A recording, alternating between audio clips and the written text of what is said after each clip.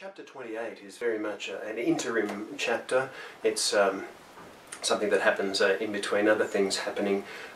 At the start of the chapter, when the door opened, I wanted to make it a satisfying surprise. I certainly didn't want Mr. Ibarra to open it from the outside and rescue or save Devereaux, because I think she's more skillful at what she does than he is at what he does, and I really didn't want to have that sort of, patriarchal, slightly less competent man rescuing the really competent woman thing, and hopefully planting that seed of her supposing that it was a 10-layer encryption code, but it only turning out to be an 8-layer encryption code.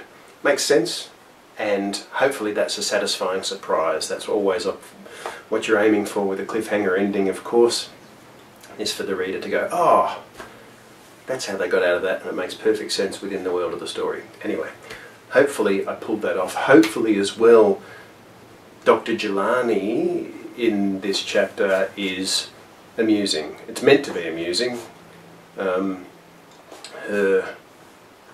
slightly less than sober antics are supposed to be a little bit of light relief.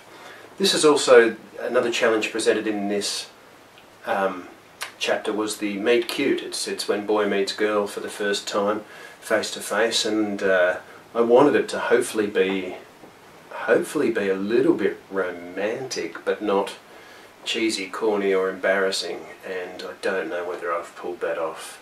It's not inside the comfort zone all that much, and it's all a bit, it's a very delicate line. I don't want it to be corny. And of course, he's just been admiring her from afar for all this time, subjecting her to the male gaze, and she doesn't know him from a bar of soap, and this is her first interaction with him.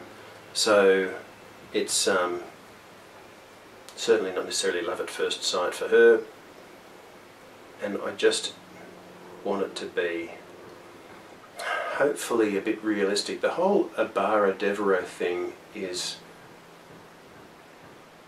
working on feelings I remember from the flush of first love, when you first fall in love with someone, and how you feel, and how you wish and hope and pray and dare to dream that they could feel the same way about you.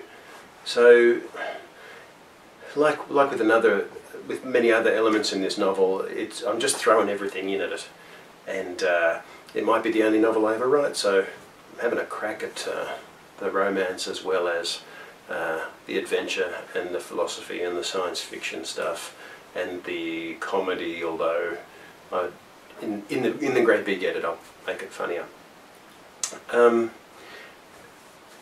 That's it for this week. We see the dynamics changing. We have had our first person swap sides. Mr. Ibarra is now throwing his lot in with the pirates, and they have their mission. The symphony crew are in engineering and in the bridge, so they're splitting up. They're off to get them, to take them hostage and to take the ship from them.